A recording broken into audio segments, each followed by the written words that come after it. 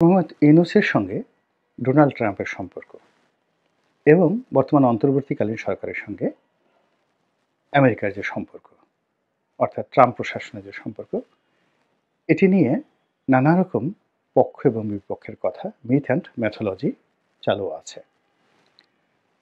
বাংলাদেশের সবাই আমরা জানি যে ডক্টর মোহাম্মদ ইউনূসের সঙ্গে ডেমোক্র্যাটদের একটা ভালো সম্পর্ক ছিল, বিশেষ করে হিলারি ক্লিন্টন এবং বিল ক্লিন্টন, এবং সেই সুবাদে বারাক ওবামার সঙ্গে তার একটা সহানুভূতিশীল সম্পর্ক ছিল, কিন্তু পারিবারিক সম্পর্কটা মূলত ক্লিন্টনের সঙ্গে এবং বিল ক্লিন্টনের সঙ্গে। আমেরিকাতে এটা নিয়ে প্রচুর আলোচনা হয়, অনেক বদনামও আছে যে বিল ক্লিন্টনের যে ফাউন্ডেশন রয়েছে, ক্লিন্টন ফাউন্ডেশন, এই ক্লিন্টন ফাউন্ডেশনে ডক্টর মোহাম্মদ ইউনূস বড় অঙ্কের টাকা ডোনেট করেছেন। দ্বিতীয়ত, বিগত যে হিলারি ক্লিন্টনের সাথে ডোনাল্ড ট্রাম্পের যে নির্বাচন হলো, সেই নির্বাচনে তিনি অর্থের সংস্থান করেছেন, অর্থাৎ হিলারি ক্লিন্টনের নির্বাচনী ফান্ডে তিনি বড় অঙ্কের টাকা দিয়েছেন, এবং এটা নিয়ে খোদ আমেরিকাতে ডোনাল্ড ট্রাম্প পর্যায়ের লোকজন কথাবার্তা বলেছেন। কাজেই ডোনাল্ড ট্রাম্পের মতো একজন জেদি মানুষ, রাগী মানুষ, একরোখা মানুষ, তিনি যদি ক্ষমতা আসেন, ডক্টর মোহাম্মদ ইউনূসকে তিনি তছনছ করে ছেড়ে দেবেন। এই যে একটা গল্প, ম্যাথোলজি, এটা পুরো নির্বাচনের সময়টিতে চালু ছিল। এক।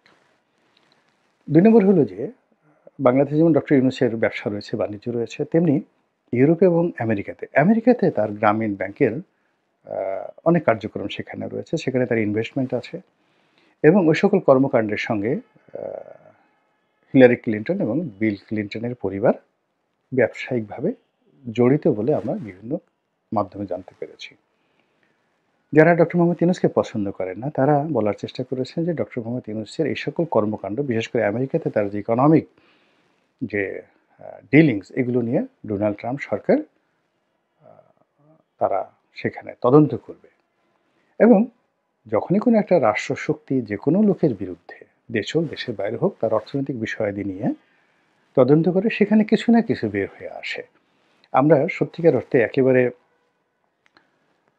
সরকারি কাগজপত্র, ব্যাংক ব্যালেন্স এবং ব্যবসা বাণিজ্য, যে তিনটার যে একত্র মানে একেবারে নিখুঁত যে অডিট, এটি আসলে সম্ভব হয় না। কাজেই আপনি যদি কাউকে নাস্তানাবুদ করতে চান, নাজেহাল করতে চান, যে কোনো মানুষকেই আপনি যে কোনো সময় করতে পারেন। এটা এফবিআই দিয়ে করতে পারেন, ভারতের যে central bureau of investigation, CBI দিয়ে করতে পারেন, বাংলাদেশের দুর্নীতি দমন কমিশন, সিআইডি, এনবিআর দিয়ে করতে পারেন।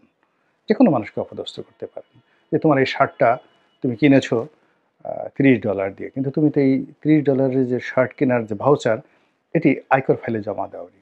তা আমাদের এই জীবনে এরকম ছোটোখাটো বিষয়, আপনি ধরুন একদিন দুপুরে খাবার খেয়েছেন, ক্রেডিট কার্ড দিয়ে বিল দিয়েছেন ৫,০০০ টাকা। তো এখন সেই ক্রেডিট কার্ড দিয়ে যে ৫,০০০ টাকার বিল দিয়েছেন, সেটা আপনার আয়কর নথিতে আপনি উল্লেখ করেননি। অন্য সব কিছু অ্যাকাউন্ট দিয়েছেন, কিন্তু এই কাজগুলো করেননি। কিংবা আপনার বাসায় একটা নতুন সোফা সেট আছে, সেটি আপনি আয়কর ফাইলে দেখাননি, এবং এটা নিয়ে দেখা গেল আয়কর বিভাগ আপনাকে গলা চেপে ধরল।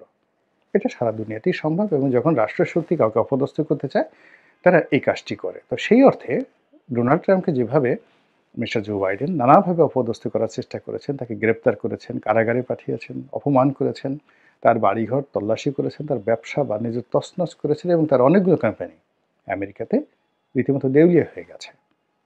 তো সেখানে মিস্টার ট্রাম্প তিনি ছেড়ে দেবেন না, সহজে ছেড়ে দেবেন না। এবং ডক্টর মোহাম্মদ ইউনূস, এই যে তার যে বাংলাদেশের দুর্ভোগ এবং দুর্দশা, এটি কিন্তু শেখ হাসিনার কারণে হয়নি। এটি নরওয়ের একটি টেলিভিশন, অর্থাৎ যে নরওয়ে সরকার তাকে নোবেল পুরস্কার দিয়েছে। আপনারা জানেন যে নরওয়ের যে পার্লামেন্ট,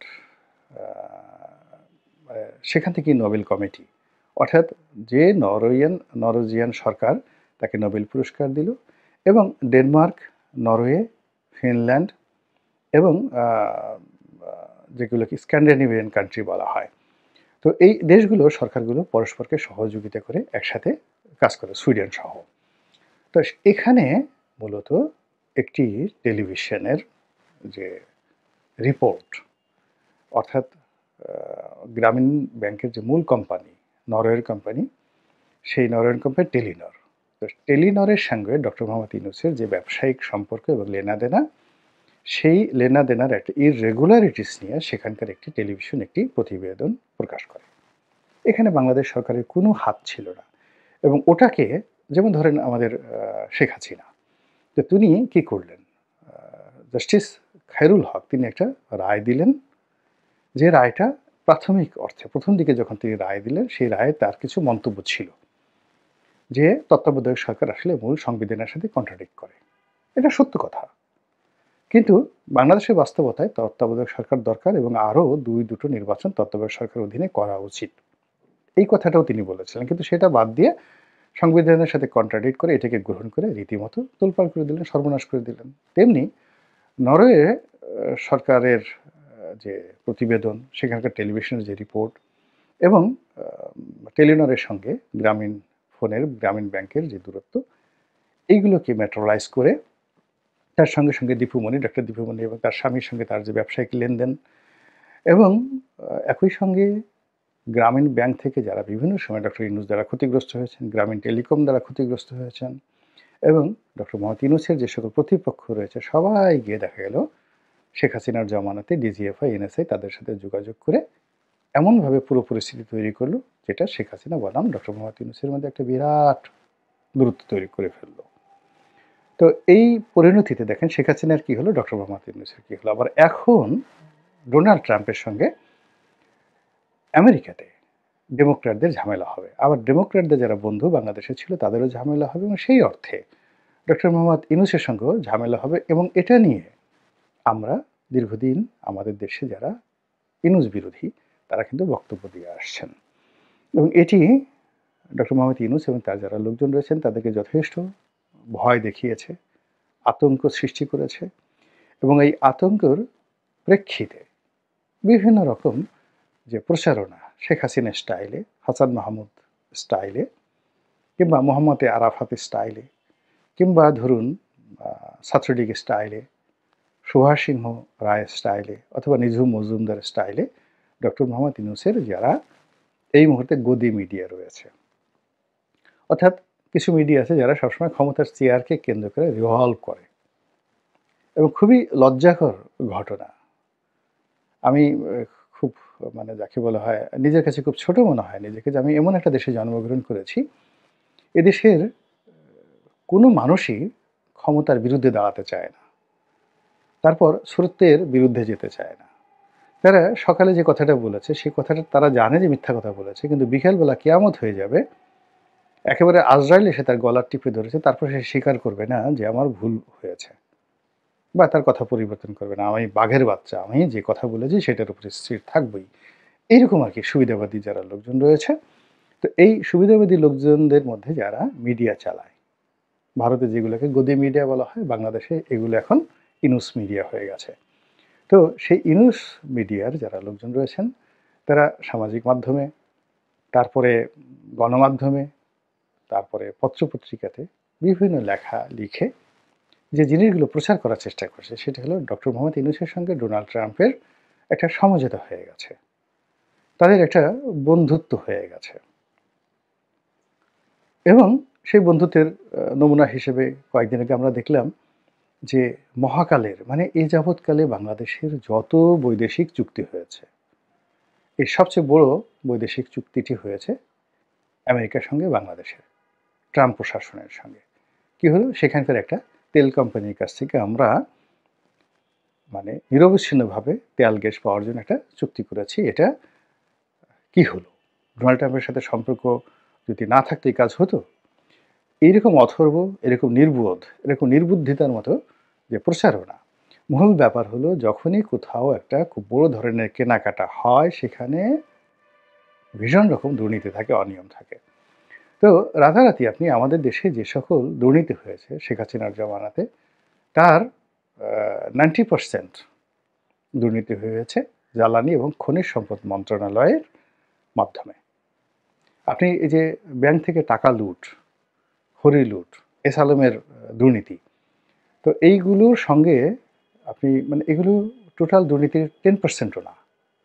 অর্থাৎ এস আলম, বেক্সিমকো, সামির গ্রুপ বা ব্যাংক থেকে অন্যান্য যারা টাকা লুট করেছে, ধরেন ২ লক্ষ কোটি টাকা। এখন আপনি ১ বছর যদি ৫ বছর ধরে বাংলাদেশে যে পেট্রোলিয়াম আমদানি করা হয়েছে, পার লিটারে যদি ১ সেন্ট করে বা পার লিটারে যদি আপনি ৳২ করে আপনি চুরি করেন, তাহলে গত ১৫ বছরে এই পেট্রোলিয়াম আমদানিতে কত টাকা চুরি করেছেন? আচ্ছা, আবার এই পেট্রোলিয়াম ডিস্ট্রিবিউশন, বাংলাদেশের পেট্রোলিয়াম ডিস্ট্রিবিউশন অর্থাৎ আপনি যাদেরকে পরিবহনের দায়িত্ব দিচ্ছেন, ট্রাক কোম্পানি, লরি কোম্পানি, তারপরে এই বিভিন্ন জাহাজ কোম্পানি, লাইটারিং কোম্পানি, কত হাজার কোটি টাকার দুর্নীতি হয়।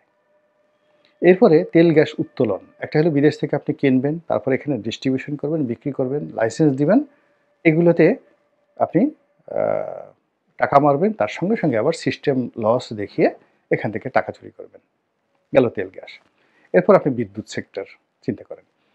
বিদ্যুৎ সেক্টরের পিডিবি, তারপরে পল্লী বিদ্যুৎ, এগুলোর মালামাল আমদানি করা, এগুলোর বিতরণ করা, লাইন স্থাপন করা, গত ১৫ বছরে কত হাজার কোটি টাকা এখানে বা কত লক্ষ কোটি টাকা এখানে বিনিয়োগ করা হয়েছে। সব জায়গাতে দুর্নীতি আছে। এরপরে যে সকল বিদ্যুৎ প্ল্যান্ট স্থাপন করা হয়েছে সেখানে দুর্নীতি আছে।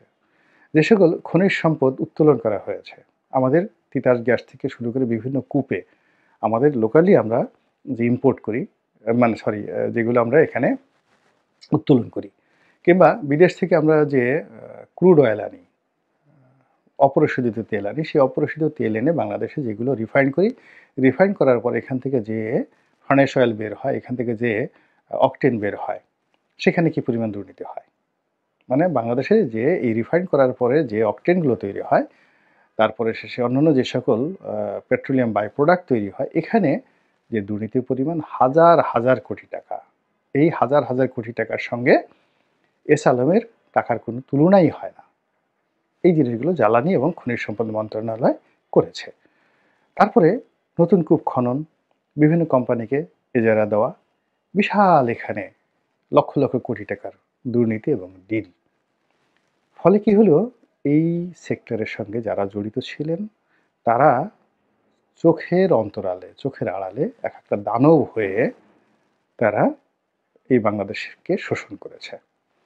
এখন সেই এলএনজি, সেই গ্যাস, সেই তেল, তারপরে সব কিছু আপনি আমেরিকার একটা কোম্পানির সঙ্গে চুক্তি করবেন। তো কাজে সেখানে আপনার ট্রান্সপারেন্সি, সততা, সমস্ত কিছু কী পরিমাণ ঝুঁকির মধ্যে, এবং সেই কাজটি কোনো অবস্থাতেই এত সহজ নয়। এবং এটা এই বেকুবরা প্রচার করছে যে এই পুরো কাজটা ডক্টর মোহাম্মদ ইউনূস করছে। এখন যদি বলা হয় যে ঠিক আছে, শেখ হাসিনার জমানাতে যে রেট হয়েছে বা বর্তমান যে মার্কেট রয়েছে সে অনুযায়ী কীভাবে তাদের সাথে কী চুক্তি হয়েছে, এখন অনেকে বলছে কোনো চুক্তিই হয়নি। অনেকে বলছে ট্রাম্প প্রশাসন এই বিষয়গুলো জানেই না। অনেকে বলছে যে কোম্পানির নাম দেওয়া হয়েছে, অর্থাৎ সরকারি কোনো কোম্পানি নয়, কিংবা ট্রাম্পের সাথে সম্পর্ক রয়েছে এমন কোনো কোম্পানি নয়, হাওয়াই দ্বীপপুঞ্জে অবস্থিত একটা পেট্রোলিয়াম কোম্পানির নাম এখানে বলা হয়েছে। যে কোম্পানিতে চেক করা হয়েছে সেই কোম্পানি বলছে এই ধরনের কোনো চুক্তি হয়েছে কিনা আমরা জানি না। এখন আপনি কী বলবেন এটা নিয়ে? আবার ডোনাল্ড ট্রাম্প বাংলাদেশে এই যে সাহায্য বন্ধ করে দিয়েছে, সে অন জেনারেল সব দেশের জন্য একটা নিয়ম করেছে যে মার্কিন যুক্তরাষ্ট্র যে দানগুলো করে, খয়রাতগুলো করে, এগুলো তারা বন্ধ করে দেবে। কেবলমাত্র ইসরায়েল এবং মিশর ছাড়া সামরিক, বেসামরিক সবগুলো খাতে তারা অল ডোনেশন তারা বন্ধ করে দেবে। কেবলমাত্র যেখানে খাদ্য সহযোগিতা দেওয়া হচ্ছে, মানে অন্য টাকা লজিস্টিক হবে না, শুধুমাত্র খাবার যে দেওয়া হচ্ছে এগুলো তারা বন্ধ করেনি। এখন বাংলাদেশে রোহিঙ্গাদেরকে তারা বিভিন্নভাবে সাহায্য করে, সহযোগিতা করে। সেই সহযোগিতার মধ্যে তাদেরকে ফুড দেয়, খাবার দেয় এবং অন্যান্য জিনিসগুলো দেয়। তো এখন যে তারা সিদ্ধান্ত নিয়েছে ইন জেনারেল, সে অনুযায়ী সবগুলো সুযোগ সুবিধা তারা বন্ধ করেছে। ইউএসএইডের মাধ্যমে যা দেওয়া হয় সব বন্ধ। কেবলমাত্র রোহিঙ্গাদেরকে যে খাদ্য সাহায্য দেওয়া হয় কিংবা বাংলাদেশের অন্যান্য সেক্টরে যে খাদ্য সহযোগিতা রয়েছে সেটা তারা চালু রেখেছে, সেটা সব জায়গাতে তারা রেখেছে। এটা নিয়ে ডক্টর মোহাম্মদ ইউনূসের যে গদি মিডিয়া, ও মাই গড, কী সম্পর্ক তাদের! সেই সম্পর্কের মধ্যে তারা বলার চেষ্টা করছে যে তাদের সাথে তাদের বন্ধুত্ব হয়ে গেছে, they have got a very good signal, green signal. এবং ডক্টর মোহাম্মদ ইউনূস ৫ বছরের জন্য থাকবেন। কেউ কেউ বলছেন যে না, ২০২৮ সন পর্যন্ত, অর্থাৎ যতদিন ট্রাম্প ক্ষমতায় আছেন, ৪ বছর, আগামী ৪ বছর তিনি নাকে তেল দিয়ে ক্ষমতায় থাকতে পারবেন।